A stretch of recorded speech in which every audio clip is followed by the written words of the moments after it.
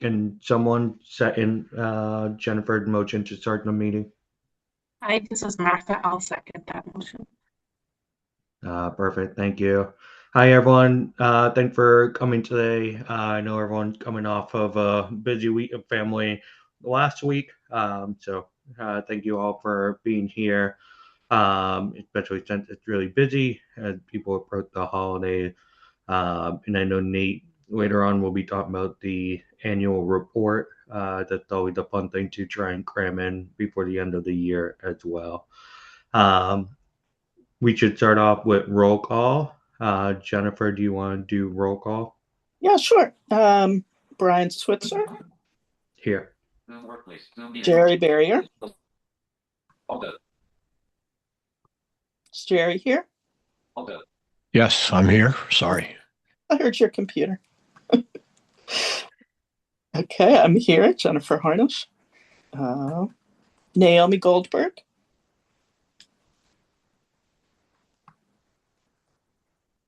Martha Daigle. I am here. Rebecca Davis. Min Ha. Hi, I'm here. Let's see, Joseph Quintanilla. And Jennifer Whitmore.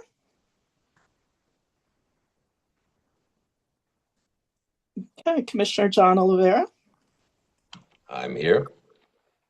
Priscilla Gomez.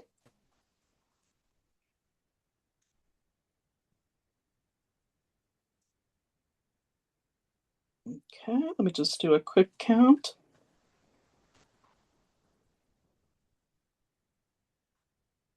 One, two, three, 4, 5, 6. All right, so we have enough to hold the meeting, and we need to have 7.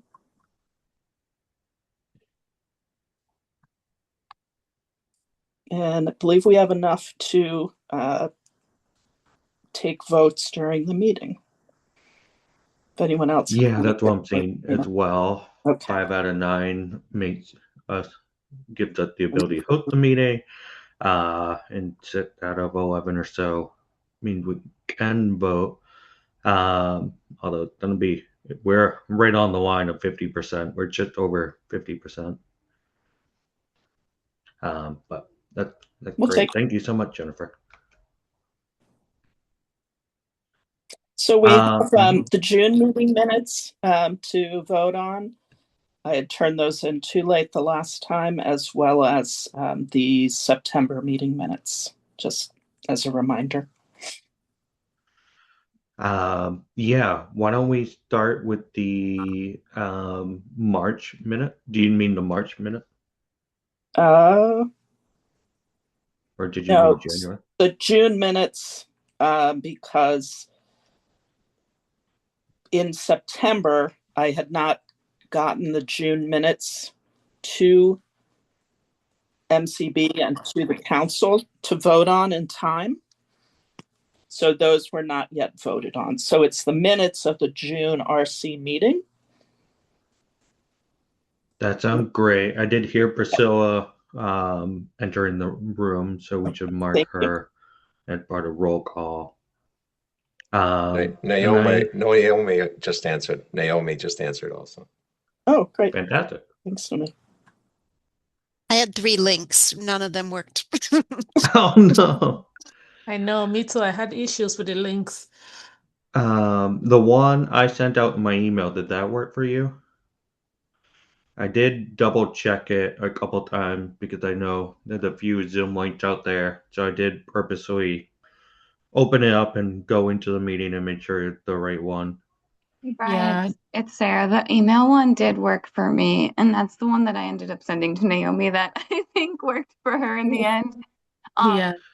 Is there a way of like getting those old ones off the count? Well, I suppose Calendar, yeah.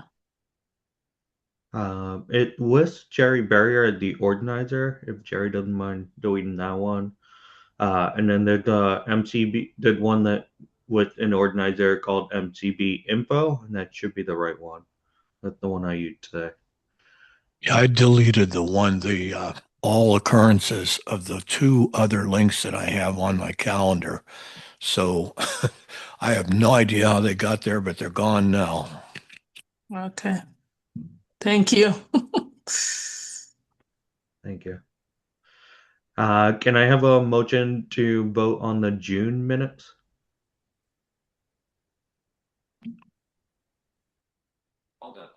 This is Jerry. I vote that we accept the June minutes.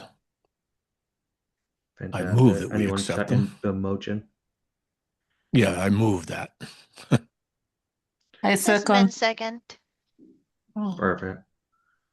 Is there any changes that we should make to the June minutes?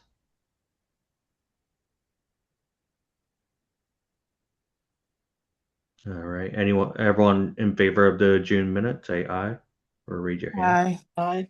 Aye. Does anyone not vote in favor of approving the June minutes? All right, the motion passes. Can I get a motion to pass the September minutes?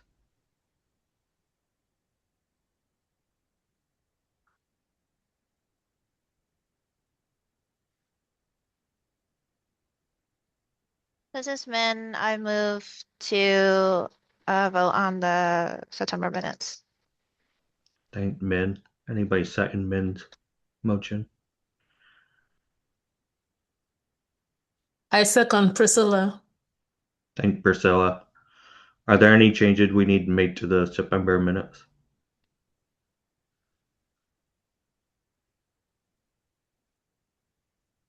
Fantastic. If you approve the September minute, please say aye. Aye. Aye. Aye. Is anyone in favor of not passing the September minute?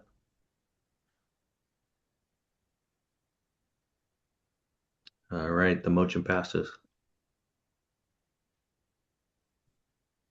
Thanks, everyone. And thanks, Jennifer. I know you weren't at the June meeting, and I think you might have watched the recording and took the minute that way. So thank you for all that. Yeah, sure.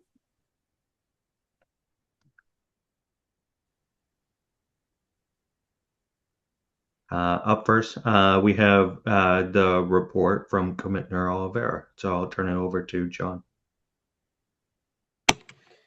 Good afternoon. Good afternoon, everybody, and welcome. Thanks for dropping in today. And nice chilly day this morning. And so we have a little bit of the confusion cleared up in Washington. We have our budget. It's a continuing resolution, and it's going to go on until January 30th. So MCB is starting to receive some of the portion of the funding. I believe that agencies are going to receive about 33% of their VR grant. And so we should be in good shape. We had funding to carry us through December for all services and staff salaries. So this amount that we just received will carry us forward for several months until Congress can square things away. So we're hoping that happens sooner than later. We don't need another shutdown, but you never know what's going to happen. So we're planning. We're still managing the money very tightly, just in case there's a problem with another shutdown or some kind of delay or in funding being dispersed to the agency. Still lots of conversation still going on about the Rehab Service Administration moving over to the Department of Labor. I just filled out a survey this morning regarding that, but nothing has happened yet. And it probably is going to requires some changes in systems and data collection and that sort of thing. So hoping that RSA can stay where they're at for a while until everything gets squared away at whichever agency they will be moving to. And most people in the rehab agencies seem to feel that they are definitely going to go somewhere.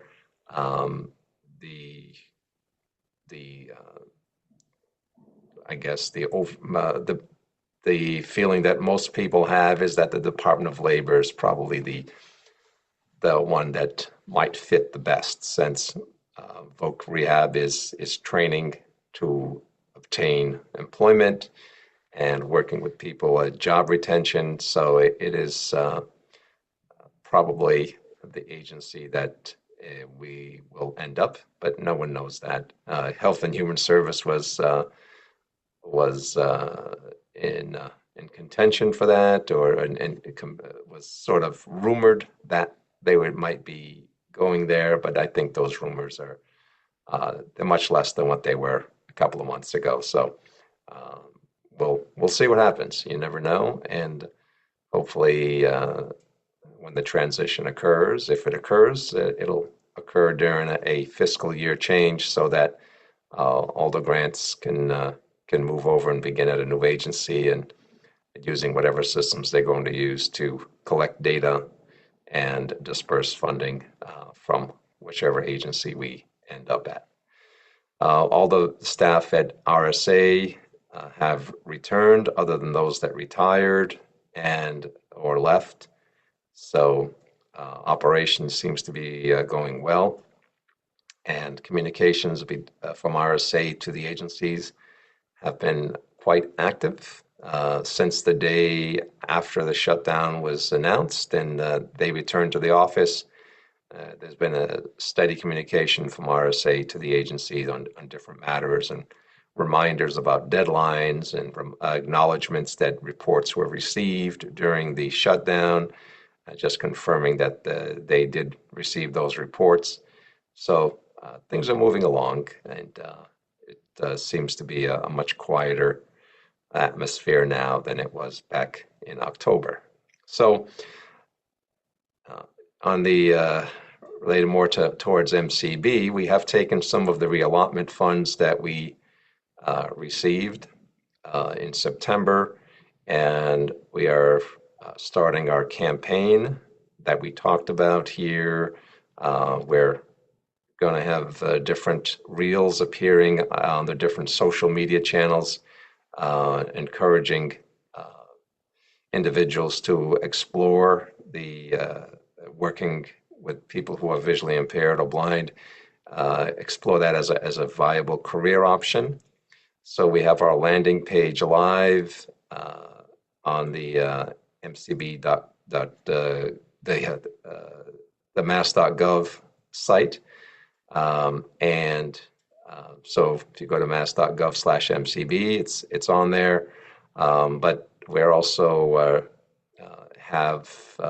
targeting several states, and we're encouraging folks to apply to a variety of programs. But if they go to the landing page, as they're directed to do so at the bottom of the announcement of the reel, then they will be at the page that shows all of the programs around the country. So if they're interested in attending a certain program in a certain state, or compare certain programs, they'll have the option to do so.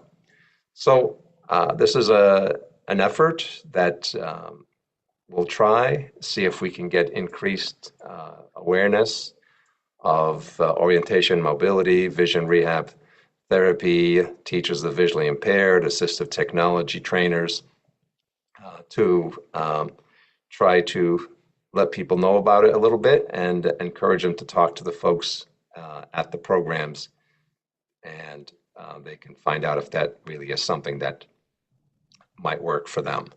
The target audience that we're trying to reach is 18 to 45.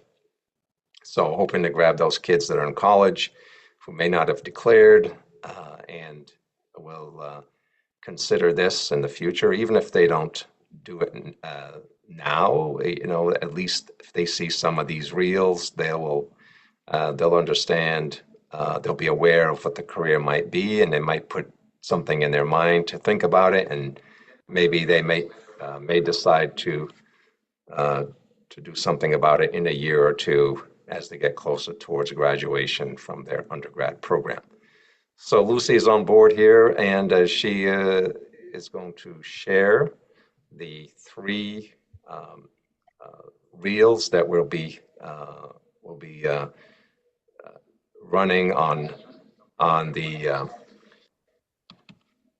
different websites, Google and Facebook, and we'll see what happens. So I'll have her run this for you guys. So they're 37 seconds each, so that's not too long, and we'll try that out now.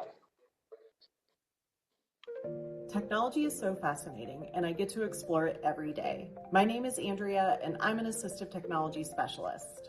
As an assistive technology specialist, I help people of all ages with vision impairments and blindness learn to use technology to help with daily activities. I teach them how to use devices and software with things like using a computer or phone, filling out forms, reading books, and more. Today I am trialing a screen magnifier with someone who's in the middle of a job search. This will help them see job postings and applications on their computer. Later, I am helping a high school senior use their Braille display to search for college scholarships. Every day is different, and I love incorporating technology into my work. So, what are you exploring today? Who's a role model in your life? Mine is my dad, and because of him, I found my dream job. My name is Carly Marcelina Vega, and I'm an orientation mobility specialist. I teach people who are blind or visually impaired ways to travel safely in their community. This work promotes independence as I teach people navigation skills, such as using a white cane, taking the bus, and learning a new route with their guide dogs. This job is very rewarding, and I always knew that I wanted to do this type of work. My dad is blind, and I grew up immersed in the blind community. Hi, I'm Carly's dad, and I'm so proud of her. I'm on my way now to go work with somebody at the store. What are you doing today?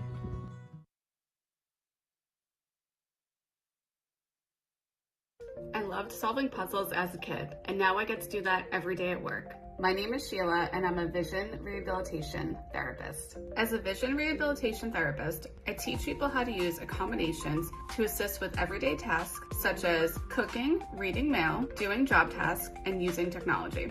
The work I do promotes independence as people get the chance to learn new skills that they can use right now. This work is very fulfilling. I'm about to help someone who has new responsibilities at their job. We are going to use Braille labels and organized document folders to make locating files easier. So, what puzzles are you solving today?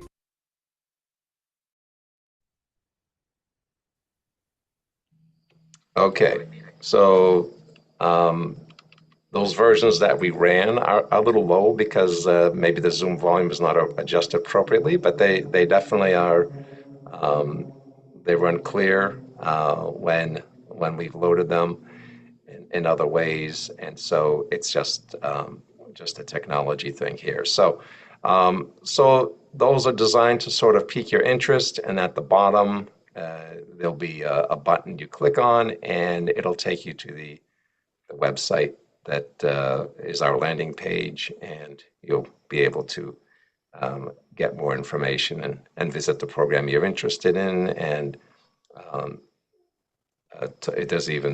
there's applications there on some of the sites have an application in case someone is ready to go, but you can certainly reach out to the individuals at the program and get all the details from them, discussing. Most of them offer free tuition or substantially reduced tuition, so it's always good to explore. And most of those have an online component, so you can be in a different state and take the program, and then possibly do the internship practicum in the state that you are in. So we'll see how this plays out. We will be looking forward. We'll get monthly reports from the entity. The mass.gov site does not allow a feature to be used that marketing folks need to really understand where the inquiries are coming from. So we will not have as much information as we would, but this is something that's not allowed on the state's website, so there's nothing that we can really do about it at this point. So, but we will have information. We just it'll be enough for us to know, and we're reaching out to the universities that we in the states that we are targeting, and to see if they are receiving any more inquiries. They can let us know if they interest is peaking or if more applicants are coming in than usual.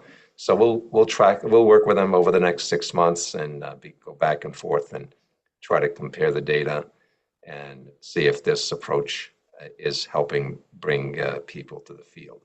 There's a tremendous shortage nationwide, so it's not just here in Massachusetts. It's just about in every state. The larger the state, the bigger the shortage is.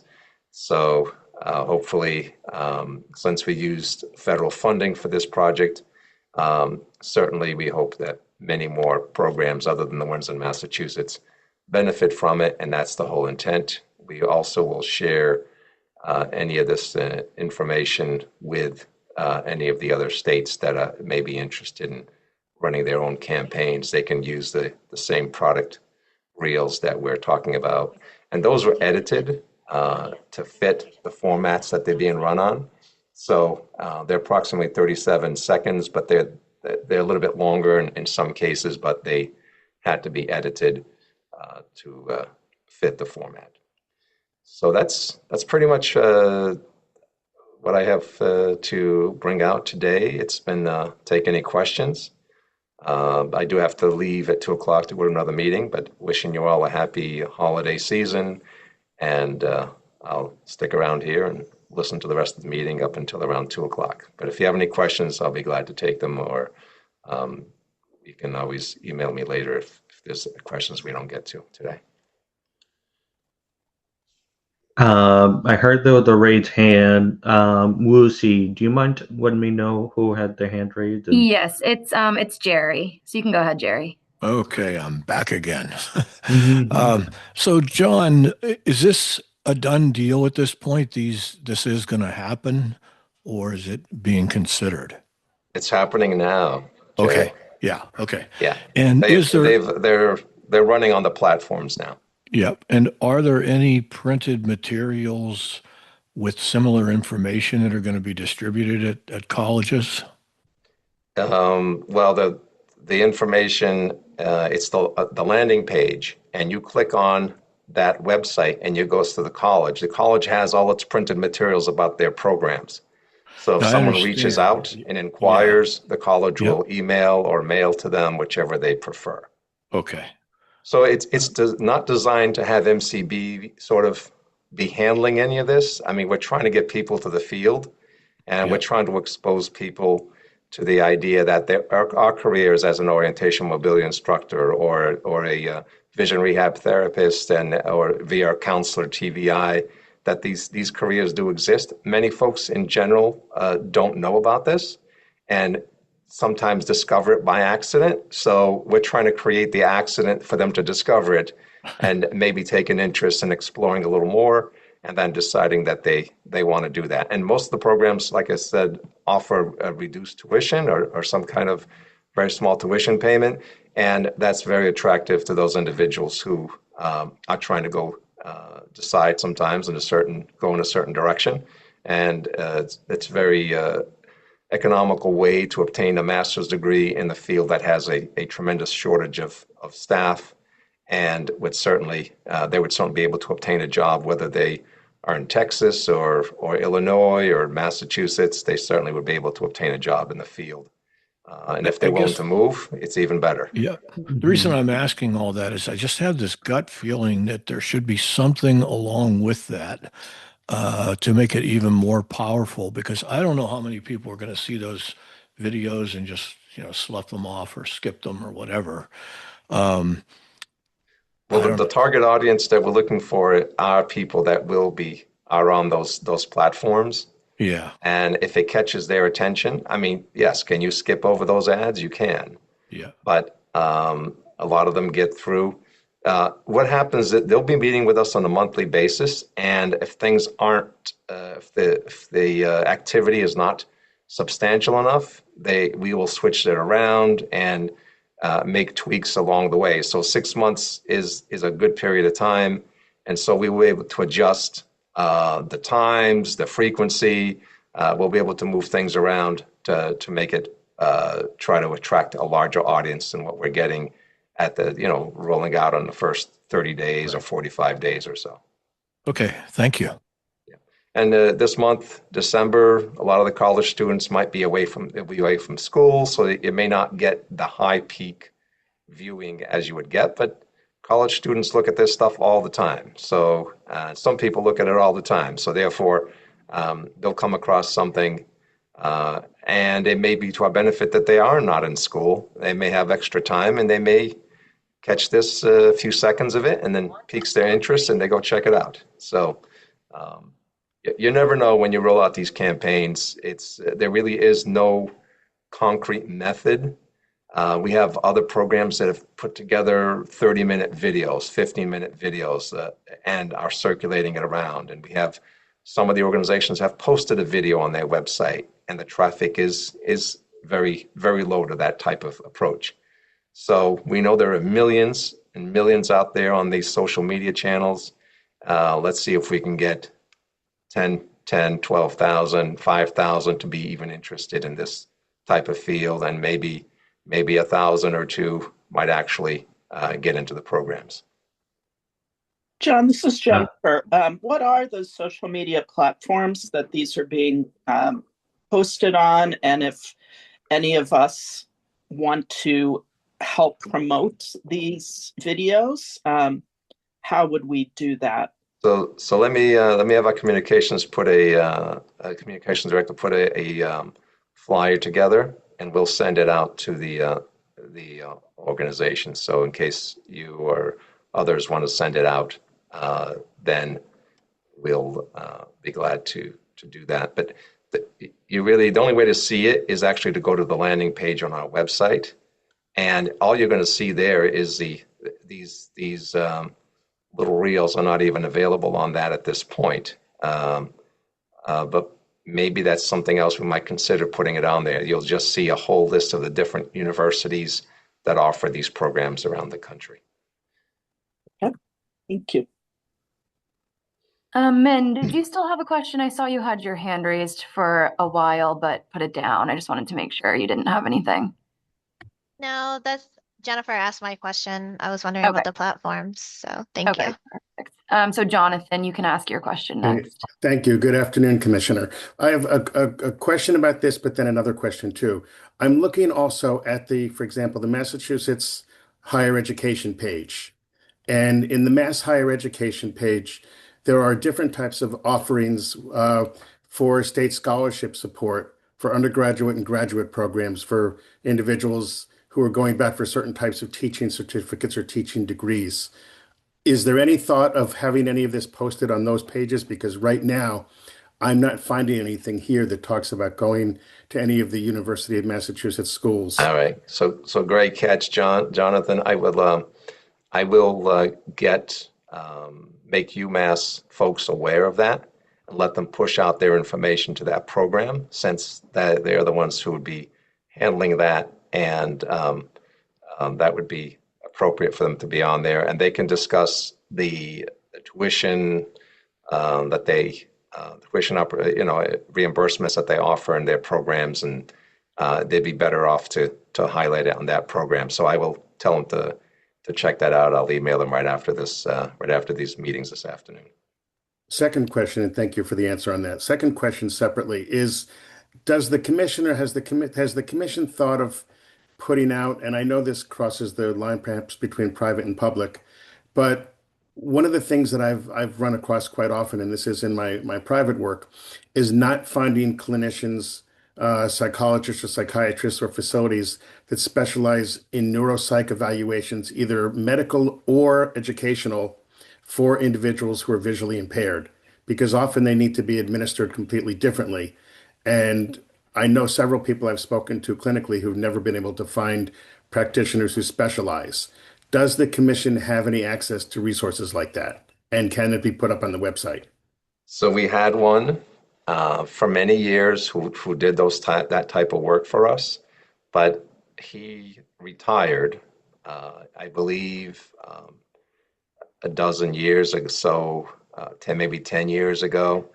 And so there's never been anyone that we have found. Deputy Commissioner Justine is on this call with us, so I would ask her if she used to work in education before she came over here, if she's come across anyone that would be. But as far as I've asked other agencies, and everyone seems to have the same issue. No one is qualified, or no one especially qualified to work with people who are blind. And so there becomes the issue that we don't have someone here that's qualified to do that or specializes in that. It would be a good area. We do have these requests that come in, and it's not a high number, maybe a handful a year, but it would be great if we were able to find someone. But it doesn't appear to be that individuals seem to take an interest in this. So I really don't have an answer for that one. Thank you. This is Justine. I'll just add that, a lot of times what we've run into is that there's really significant limits on the standardized test batteries that can be used, because those that are most common, the typical neuropsych tools that would be used for an assessment, most of them rely on vision, and they are not normed on individuals who have any degree of vision loss, which of course impacts the reliability and validity of those assessments. So that is really the most common barrier, I think, that we've encountered, and that's both in my experience in the public schools, as well as working with individuals with blindness and visual impairment. So certainly an obstacle. Thank you both. Brian, that was the last hand I see. Fantastic.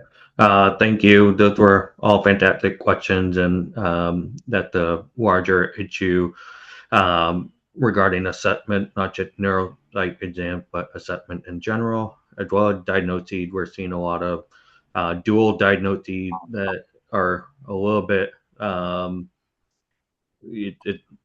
difficult to discern what how so many people have dual diagnoses with blindness and other neurological disorders. So it'd be great to have an expert at MCB or elsewhere that could better discern those kind of challenges. Thank you, John. I know I myself am taking on a couple interns in January. Is MCB taking on some of the interns for TVI or other areas like VRT? We do have an intern here who is a VR, studying to be a VR counselor from George Washington University. They reached out to me a few months ago and said if we would. MCB is always open to taking interns. The colleges reach out to us. As far as I'm aware, we have not had any contacts asking for us to take any interns on other than the one that we have here at the current time. And we do have a communications intern here that is leaving at the end of the month. But currently after that, there'll just be one intern here at MCB. Fantastic. Thank you. I'll turn it over to Justine for programs and services if there's any updates. Yes. Hello. Thank you, everyone. It has been quite a busy and productive few months across our programs and services. In October, we hosted a variety of events, beginning really with our reverse virtual job fairs, which are held over 2 different sessions. On day 1 of that, we had a group of 29 employers and 18 consumers participating as job seekers in that. And following that session, we have had 6 consumers that have been connected with an employer as a result of that event. So one consumer has already completed an interview and is awaiting next steps from the hiring manager. But we're proud of how day 1 went. Day 2, we also had an impressive group of 30 employers and 16 job seekers. And after that session, there were 9 employer connections involving 9 different job seekers. Some were actually connected with multiple employers as a result of that session. So the conversations around hiring from those events remain ongoing, but we're really we're pleased with those outcomes at this point. And I'll just add that even for consumers who may not obtain employment directly from these 2 fairs, the experience really offers and did offer them valuable opportunities to practice interviewing and receive feedback, constructive feedback, of course, on their interview performance and their pitch, if you will, and hopefully also to build their confidence and readiness for future employment opportunities. So next, also in October, we held our college information session for high school seniors and their families. On this, we welcomed 38 participants, which was nearly double last year's attendance. So we were pleased about that. And we really had very strong presentations from MCB staff, as well as an extremely impressive panel of students. So our panel of students are current MCB consumers who are in college, most undergrad, there's one in grad. And it was just wonderful, really impactful what they shared with our future college students. And some college students also had their family members on the session as well. So really open, insightful, generous sharing of their experiences. And we're really grateful for the time that they took and really excited for the future of our college students. So that was a great session. Several of our partner organizations over the last few months have also launched their programs and services for this fall and winter sessions. Many of our pre-EPS consumers, especially, which are consumers ages 14 to 22 who are still involved in secondary education, we're seeing a really nice high number of pre-EPS consumers that are participating in opportunities that are really working to build their skills in job exploration and post-secondary preparation, workplace readiness, self-advocacy skills, and really gaining some real life experiences, such as job shadowing, internships, and so on. So these programs they include everything from weekend sessions to after school opportunities, both in person and hybrid or remote, which is great, which I think is really helping those numbers stay really high for our participants. So that's great. And our VR consumers similarly are engaged in a variety of assessments and trainings through our partner organizations. For example, the Carroll Center's workplace computing and other related programs. So doing well with that. And finally, we have started preparing for our Spring Visions of Collaborations conference, which our internal planning team is meeting tomorrow. And then we'll be bringing in our external partners who help with the planning of that as well. And this conference is really designed for educators who work with transition age students, primarily TBIs, comms, and other mainly school district personnel. And it really focuses on strengthening collaboration across agencies and services and helping our students and our consumers be really as prepared for post-secondary experiences as possible. And those are the updates that I have for you today. If there's any questions. Thank you, Justine. Any question from the RC?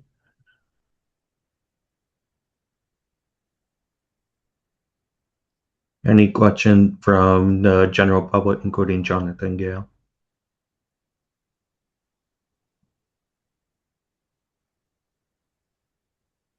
I did want to mention Commissioner Oliver did get an award at the last MCB conference with the Commission on Developmental Disabilities, DDS. Um, so congratulations on the leadership award for Commissioner Oliver. Thank you very much.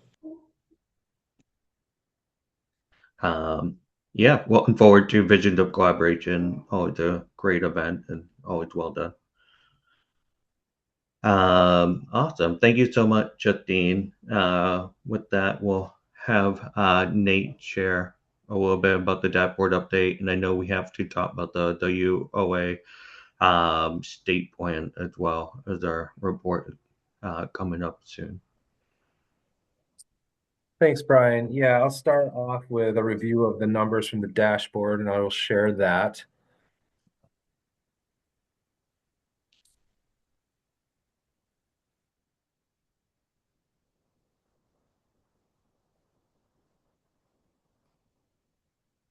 Navigating to it. Just give me a second. There we go.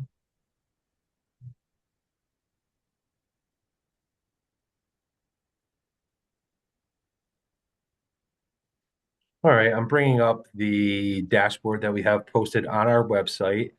And the numbers that I'm going to review are through November 30th of this year. We have currently close to 900 SR children cases open, 898. We have 3,313 SR cases currently in open status. We have 204 VR youth cases open. That's obviously mostly our pre-UTS program. And then 769 VR adults currently with active cases. So far this year, we've closed exactly 100 children's cases. Most of those have gone over to our pre-UTS program. 2,229 SR cases. And so far this fiscal year, so this is July 1st through November 30th, we've had 60 successful VR closures with 39 unsuccessful VR closures for the first few months of this fiscal year.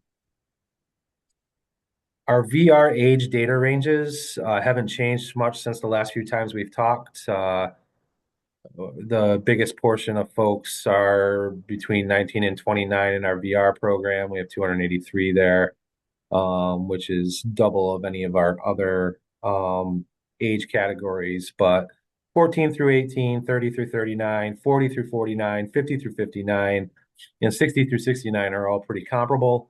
From 114 to 143 folks in those different age ranges. And then we have 48 people currently receiving VR services, 70 plus.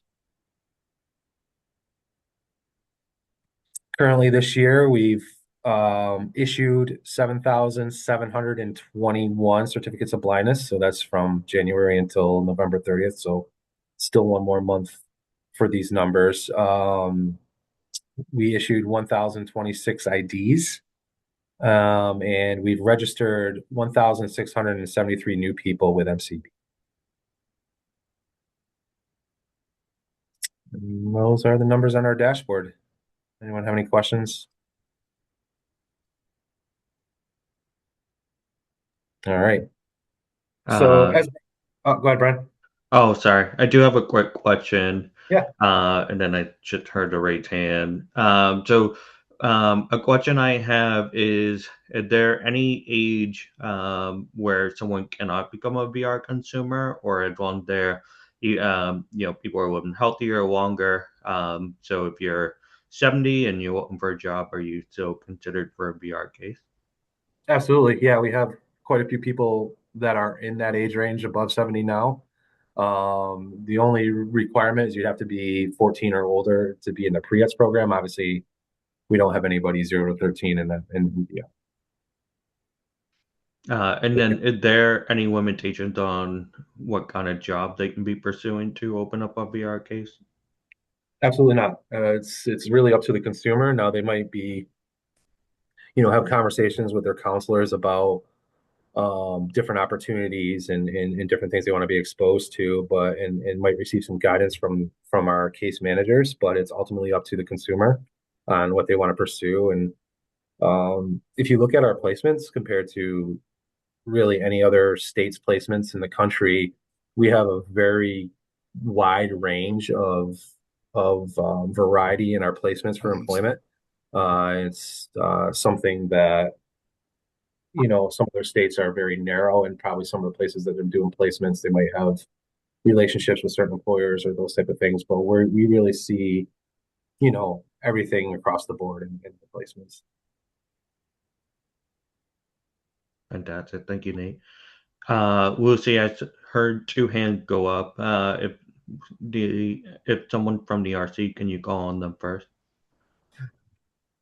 It's Sharon's hand was raised first. Sharon, if you want to go ahead. Would you prefer to have the RC hand first? Lucy, who would the other person with their hand raised? Jonathan again. Sharon, you can go ahead first. Okay. I was just wondering, Nate, if you have any sense, at least anecdotally, about the unsuccessful closures. We've always had them in VR, but do you have any sense of what might be happening right now? Is it difficulty making the technology work in the setting? Just what might be happening? It's really a number of different reasons, Sharon. It really depends on case by case. There's not a lot of obvious trends we're seeing in closures as far as okay, a lot of people don't have the technology they need, or they don't have the orientation and mobility skills. Sometimes it's just finding a job in a career path that they're looking for. But yeah, I'm not seeing. We do look at them, but we're not seeing any obvious trends right now. Okay. Thank you. You're welcome. I can add to that a little bit. Also, due to health reasons, unplanned or unforeseen health reasons, people are not able to continue their employment goal. That's what we're seeing as well. Yeah, that happens too, for sure.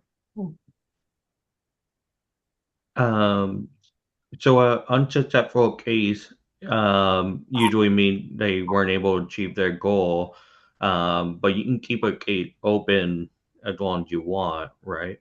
Or the limit?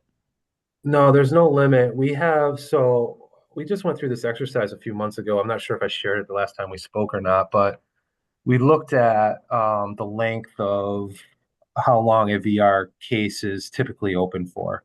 And it really went anywhere from 3 months to 24 years to kind of give you a huge disparity in what it could be. The average VR case is open for 3.5 years. So that's the average they come in at. If it's a retention case, so someone's already employed and they start working with us, it's a little bit quicker usually. Those are our cases that close the quickest. Obviously, folks that open at a pre-ETS age might go through high school, college, training, and then a work search. They could be open for a long time, and those are some of our longer cases that we'll see open for multiple years. But really all over the map as far as what it could be. And I think it just goes to show we meet people where they're at, and we'll work with them on their goals and do what we need to do.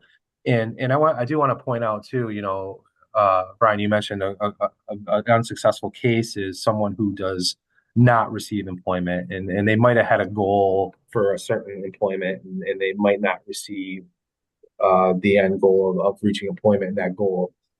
That doesn't mean there's not a lot of successes in that journey.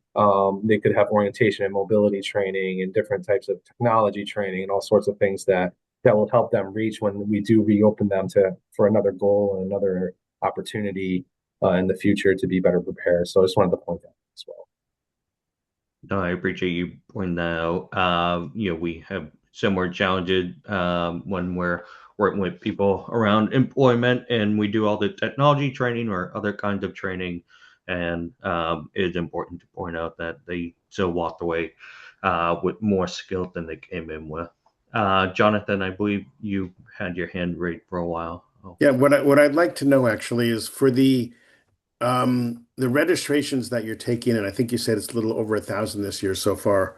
Um, is there a recording of where those registrations come from, whether they're coming from ophthalmologists, optometrists, clinical practices, individuals, family members?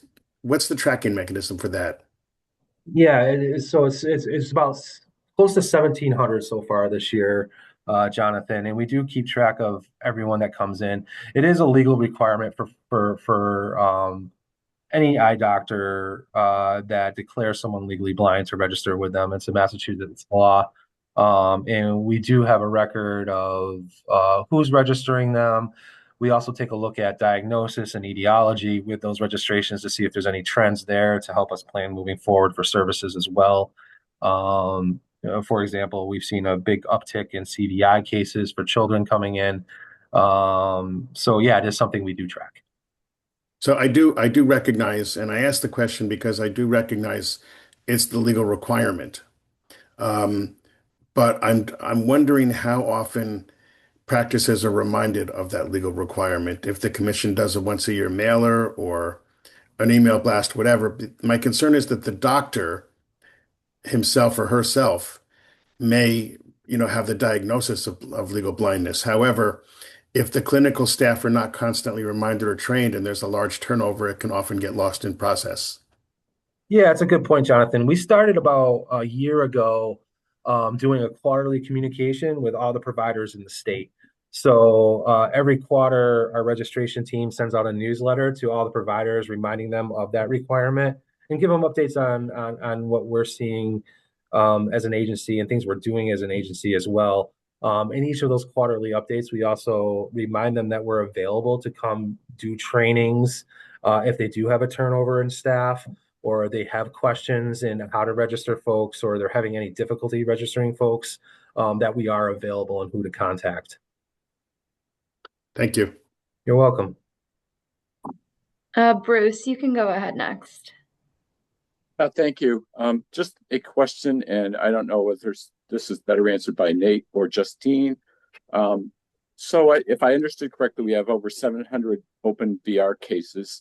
Yet, Justine, you described the virtual job fair as having the 2 days participants, I think, were like 18 on one day and 19 on the next day.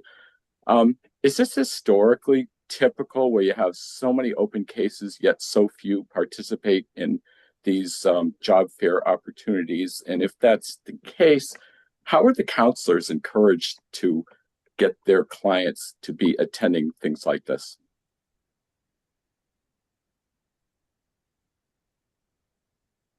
I'm happy to speak to that. This is Justine.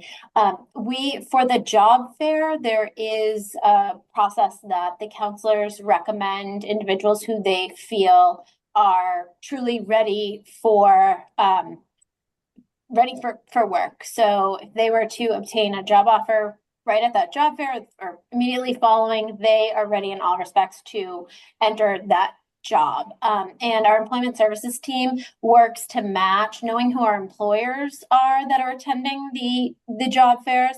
They work as best as they can to try to match individuals who are participating in the job fair with potential employers who may have, similar jobs of interest for these consumers. So we specifically actually limit those job fairs time-wise, that we stick to a strict time for each individual to do a quick pitch. There can be a lengthier follow-up, but just to respect everyone's time, those are targeted numbers that we work to keep at that level. It just seems like that's such a tiny percentage of the total open cases that are attending these job fairs. I'm just concerned that maybe people aren't somehow being more encouraged to attend these job fairs. Mm-hmm. And I'll just say that the two reverse virtual job fair events that we hold in the fall are just a sampling of what our counselors do and what our employment services team does. A lot of our consumers are involved with local job boards, and our counselors also attend attend, several different workforce employment opportunity boards at their regional levels. And there also are regional opportunities for job fairs that consumers also participate in. So it's by no means that the MCB reverse virtual job fairs are their only opportunities to participate. It's just a fall event that we have. So Fair Bruce, enough. Thank you. Bruce, I'd like to add in also. Oh, John, I Justin, didn't this know is you were still here. Priscilla. Can Thank I you. add a little bit to that? Let me Have John talk first because he's I'll leaving go first. soon. You can go after me. I have to leave pretty soon. So out of that 760 something that Nate mentioned that are open, about 150 are currently in college. So those folks would not be interested or looking for jobs. Then we have another number, probably 12 to 15 that are interested, that are attending rehab center, Carroll Center. Others may be attending, a smaller number may be attending out of state or other programs, other vocational programs. So there's a large, it sort of breaks down that every group is small when it comes to working in blind rehab. But and then there are those who are looking for jobs but are still receiving training from MCB staff. And then there's others that, due to health, have sort of suspended their search or not so proactively looking at that point. So there's all kinds of different factors that are going on. Others may have come up with a family situation that sort of takes them out of the looking for work. So it definitely, there's a lot of life factors that impact those 700 some odd people that are looking for work. And we try to work with as many as I can, but the cases are open. That means that they are actively available to do any sort of training, or they may not be so focused as they deal with the personal matters. Some may be going through divorce, some may be going through some other family issues, some may be moving and are not looking to relocate and not looking for a job until they relocate. So many factors play into this, and it's just life. And our counselors do the best to really work with that entire the group of situations that just come up. So I have to go. Priscilla, please go ahead. Sorry. Yeah, John, you said mostly what I wanted to say. The other factor is that some of our clients also already have jobs, and maybe we're providing training to get them, their skills to where it's supposed to be, because maybe they were working and they lost vision and now they have to learn how to use assistive technology in order to continue to maintain their employment. So I just wanted to add that on top of what John had said. Yeah, thank you all. Thank you, Priscilla, Justine, and John. I know you've gone now, but I think this is really important for the RC to understand more thoroughly how these numbers factor into who would attend things like those job fairs. So I appreciate the detail that you guys all provided. Thank you. That was the last question, Brian. Thank you, Bute. Nate, do you want to talk about the UIOA state plan? Yeah, I'm gonna a couple things that we have coming up. So one of the things that we're doing is we're updating the WEO estate plan. So we kind of do this big update every 5 years on that. We went through the big 5-year update a couple years ago, and now we're doing a smaller update of it now, and it's updating some numbers and some changes that we may have in the agency. And one of the things we want to look at is recommendations and goals of the agency. So what I'm going to do is send that off to Brian sometime later next week, so you guys can review those as a group and get back to me with any input you have. And there will also be the updates on progress on our goals and those recommendations on there. So if there's anything else that you feel should be on there, or if there's any recommendations that you think should be added or goals that should be tweaked, we'd love to hear about it. And it's going to be kind of a quick turnaround on that. So you'll probably see that from me sometime mid to late next week. And we'll have to probably turn that around in 10 business days or so, so we can get it prepared.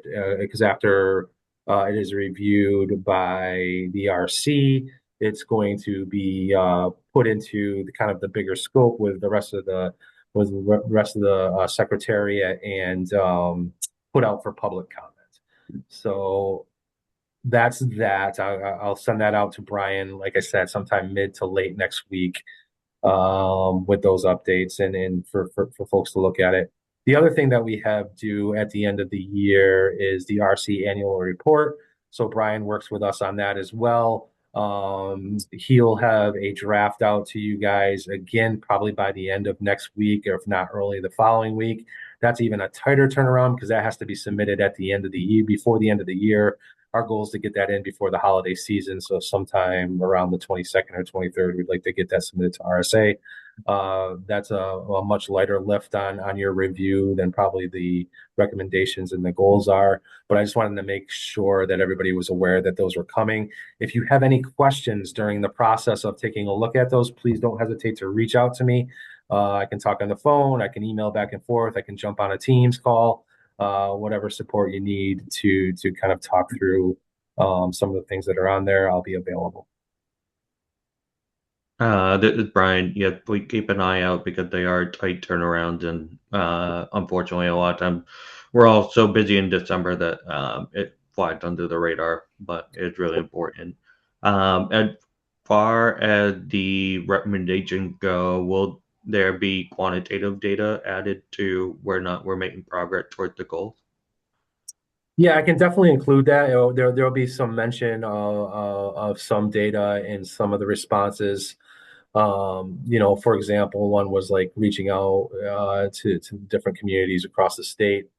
That's something we've done. It's been part of our strategic mapping as an agency too, where I think we're reaching out to like close to 100 or a little bit over 100 partners and other senior centers and different things a quarter. So upwards of 400 to 500 times a year, we're doing in services and educating people on MCB services and common eye diseases and those type of things to get the word out. So, we're definitely want to highlight some of that stuff in there.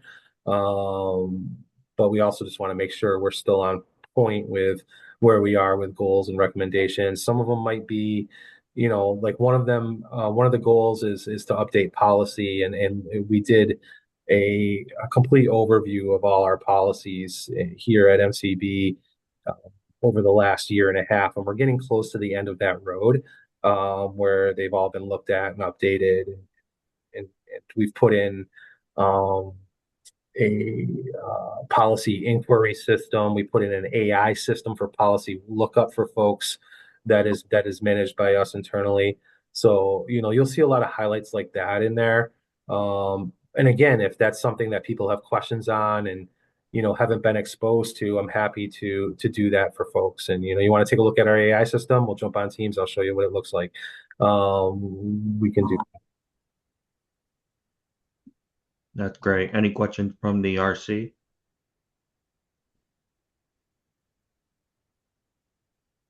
Any questions from the general public?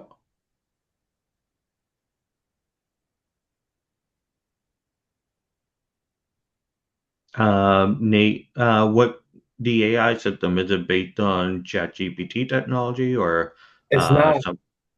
No, it's a closed system. We don't have open AI. We wanted to avoid that because we didn't want anything coming in that would reshape any of our policy or procedures or be different than what we're responsible for. So our AI system for VR has all of RSA's policy and procedure. It has all of our policy and procedure, and that's it. It's kind of locked in that box. But what it does is it looks like very similar to like a Google chat bar. You can ask it a question. It will provide a response to that question. It will also provide all the documents that it's citing for that response. So you can take a look at the documents themselves where that response is coming from. It will also prompt you for additional questions that may follow the question that you asked. to kind of help you along as well. So it can explain the responses at different comprehension levels. So if a case manager is sitting with a consumer that needs a different comprehension level, we can have it explain it that way as well. What has been the feedback from VR counselors with the rollout? Useful. I think it's right now it's so new that they're getting used to it, and getting used to it being available. Talking to a lot of folks, sometimes they forget about it. But we put a policy inquiry procedure in place where, we do ask if there's any questions regarding the policy, that it kind of goes up through the supervisor and through the director. And that they use the AI system as well before they put that inquiry in to see if they can get the answer. And the reason we do that is when we have questions come in, we're trying to build continuity. So when a question comes in, we provide the answer not only to the region that asked the question, we provide it to all the regions, the question and the answer. Perfect. Any questions?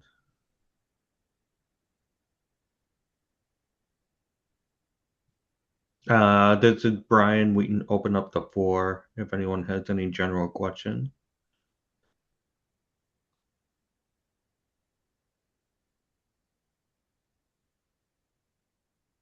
All right, hearing none. And someone make a motion to adjourn?